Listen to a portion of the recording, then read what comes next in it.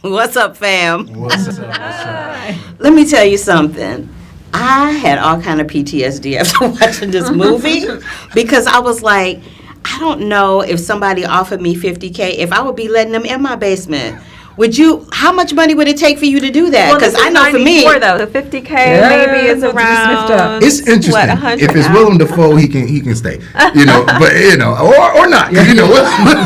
But it's funny. Someone else was asking me that, and I'm like, when you get to a point where everything you have is gone, like you've experienced loss and trauma to like the extent that Charles has, and I'm not saying he's the nicest person, he's a good person, he doesn't use people or whatever, but when you get to your lowest of low, where the bread is moldy and the fish that you looking at in the sea might be the fish that you cook, but you're sitting on this ancestral home, but you don't want to sell it, for whatever reason, because you're tied to it, over 50K, 65K sounds like you just want to rent the basement and I can close the door.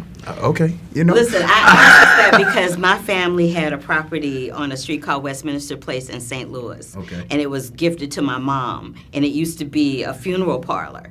Oh. And my mom was like, she didn't want to keep it because it creeped us out. I was like, why are you listening to your kids? Like, why are you listening to two little kids? Right. Like, you're an adult. Make a decision. Make that financial But that's why I asked the question. Yeah. Another thing that struck me is that Charles is dealing with such acute loneliness, and it reminded me of, there's this musical Chicago, and in Chicago there's this character named Amos Hart, and he sings the name of the song is Mr. Cellophane. Yeah. About being that person that everybody sees you but they don't. And there's a scene for you where you walk into this party where everybody sees you but you don't. As actors and directors and writers, do you sometimes feel invisible in this industry?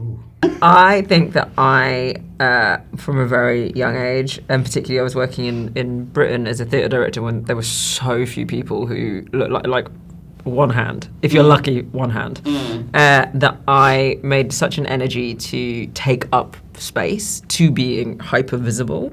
But that is also exhausting. Like, it's actually quite exhausting work to be like, I must always be present and I must always kind of over account for myself. Yeah. And then you're like, am I just exhausted by sort of trying to defeat this problem? So it's something that I feel like I don't necessarily feel invisible, but I'm so conscious of the incredible hard work that I'm sometimes exhausting myself in doing that. And I feel like the older I get, the more I'm like, do I need to do that work? Is it okay to be just more kind of like under the, do you know what I mean? But it's something that we like have to fight with every day. Like when I go out today, how much do I want to be seen, and what does being seen mean? There are situations in which it's very dangerous for us to be seen. I don't mean that in terms of like you might literally be a physical risk, but like, if I get seen and misinterpreted, that's going to be one thing today. So but that's real. You know what I mean? That's real. You want to weigh in on this?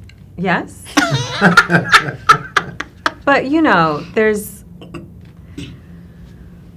I don't want to orient towards victimhood, so I try to remain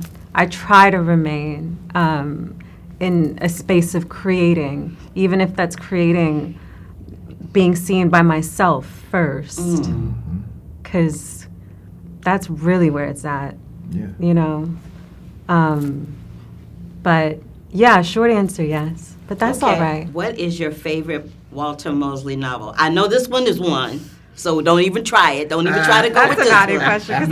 Do you know what? I actually know, and because it's one of the more recent ones. But I really enjoyed An Awkward Black Man because I feel like that sums up so much of Walter's thing. Like he's always looking at a black man.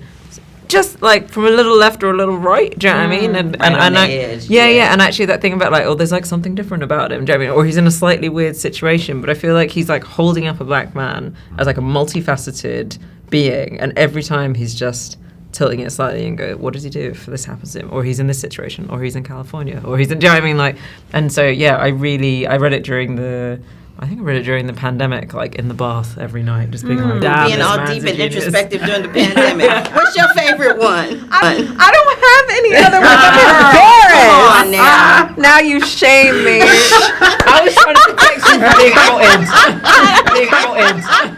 That was not my intention, but that is my time. I don't want to take up anybody else's time and talking to you because I literally could ask you 5,000 more questions about You were this. such a delight. Thank you. Oh, thank Really, you. really. And I love your Always. shoes. You know this everyone shoes. Thank you so That much. is. I appreciate you. Thank Thank you. you. God bless you. You know. Good to see you. I wish you love, peace, and hair grease. Love, peace, and hair grease, y'all.